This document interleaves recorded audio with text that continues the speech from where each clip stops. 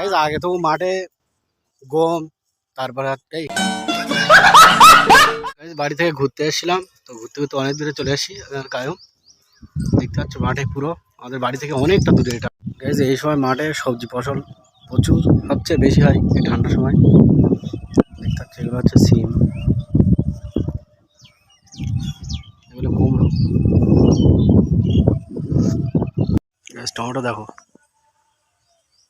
Tomato চাষ হচ্ছে। Guys প্রাকৃতিক সৌন্দর্য সবচেয়ে সৌন্দর্য, যেটা দেখলে মন সত্যি ঠান্ডা হয়ে যায়।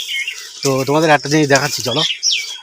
গাইস দেখতে পাচ্ছ সূর্যমুখী ফুল খুব সুন্দর দেখাচ্ছে, মাশাআল্লাহ।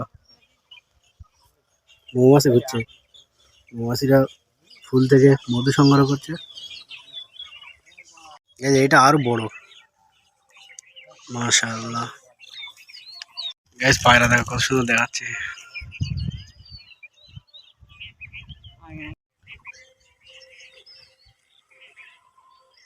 গাইস আগে তো মাঠে গম, মুসুরি, শস্য এগুলো প্রচন্ড পরিমাণে হতো। তো এখন শুধু শস্যই হচ্ছে, আর গম টম তো করে না মানুষ আর আগের মতো।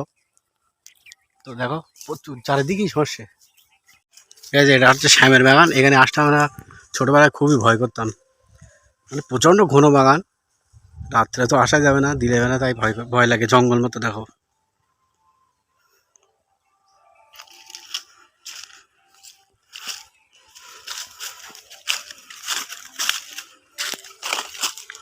এখান থেকে লোক যাওয়া আসা করে। তবু এখন দেখো এই জঙ্গল মতো দেখাচ্ছে বাগানটা, নাম হচ্ছে শ্যামের বাগান। ফাইনালি গাইজ আমরা বাড়ির দিকে চলে আসলাম অনেকটা ঘোরাঘুরি পরে। তো আশা করি তোমাদের ব্লগটা ভালো লাগলো। অবশ্যই তোমরা যদি ভালো লেগে থাকে চ্যানেলটা অবশ্যই সাবস্ক্রাইব করে দিও।